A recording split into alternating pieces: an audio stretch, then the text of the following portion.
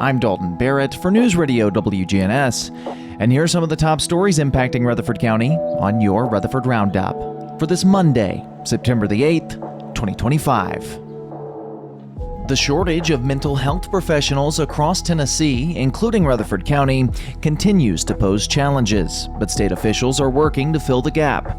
The Tennessee Department of Mental Health and Substance Abuse Services has relaunched the Pathways Behavioral Health Scholarship Program, offering up to $30,000 over 2 years for students pursuing a master's in behavioral health fields.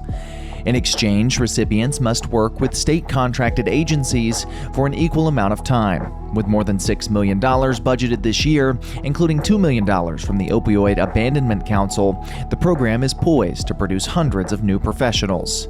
Jessica Youngblum, Director of Strategic Initiatives, said that the scholarships are helping students stay in school and ultimately give back to their communities.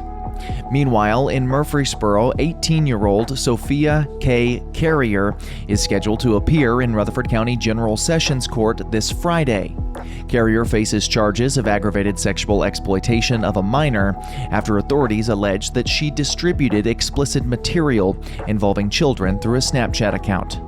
The investigation began after a March tip from the National Center for Missing and Exploited Children and was led by Murfreesboro Police Detective Samuel Day. Carrier was arrested in July with a bond set at $120,000. She was later released from the Rutherford County Adult Detention Center. If the case proceeds, it may be presented to a grand jury for possible indictment and transfer to criminal court. After a celebratory return to Santarém, Portugal, the Cripple Creek Cloggers and Slim Chance Band of Rutherford County are back home following their performance at the 64th Celestrio Gracia Festival. The international folk event marked a poignant milestone for the group, which first performed in Santarém 41 years ago under founding director Steve Cates. Fiddle player Sarah Harris of Eagleville reflected on the trip as a cultural exchange, while tour director Matt Davis emphasized the enduring global appeal of Appalachian traditions. The festival welcomed performers from Brazil, Serbia, Slovakia, Spain, and across Portugal.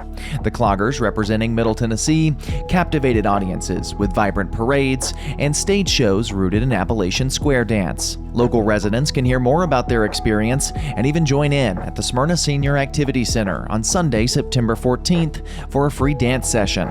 The troupe remains active across Tennessee, including recent appearances at the Blackman Barbecue and upcoming at the Roots Rendezvous Uncle Dave Macon Days event at Hop Springs on September the 20th.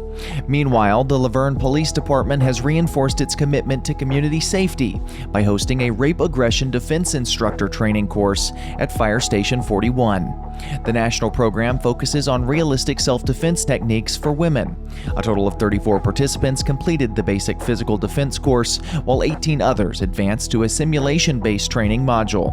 Officers and civilians from across Rutherford County took part, bolstering regional access to effective safety education. In Sumner County, a landmark sentencing has concluded a lengthy and disturbing criminal case. On Friday, criminal court judge D. David Gay sentenced 48-year-old Christopher Howard Alizio to 162 years in prison for sexually abusing multiple children over a 16-year period. The conviction, secured earlier this year by Assistant District Attorney Nathan Nichols and Tara Weil, includes 21 charges such as child rape, aggravated sexual battery, and continuous sexual abuse of a child. Arrested in 2022 following a tip from a 13-year-old, Alizio's crimes were uncovered by detectives in both Hendersonville and White House. Sumner County District Attorney General Thomas Dean praised the survivors for their courage and highlighted the vital support from agencies such as Ashley's Place and Our Kids Clinic. During sentencing, prosecutors urged the court to impose the maximum sentence, emphasizing the enduring trauma Alizio inflicted and the need to protect our children. Meanwhile, in Murfreesboro and across Rutherford County, local leaders are monitoring Tennessee's job market as new unemployment figures are expected later this month. July's data showed seasonal increases, but August typically reflects improvement, especially in college towns like Murfreesboro. Middle Tennessee State University's late start on August the 25th may delay the full employment rebound until September. Rutherford County remains among Tennessee's top 10 counties with the lowest jobless rates, posing a 3.7% in July. Smyrna and Laverne also saw minor increases, but are expected to benefit from seasonal corrections and student job returns. The Department of Labor will release updated numbers soon, with adjustments likely to bring local rates even lower. The Rutherford County community is mourning the passing of longtime banking executive and philanthropist Lee Moss, who passed away on September the 2nd at the age of 74.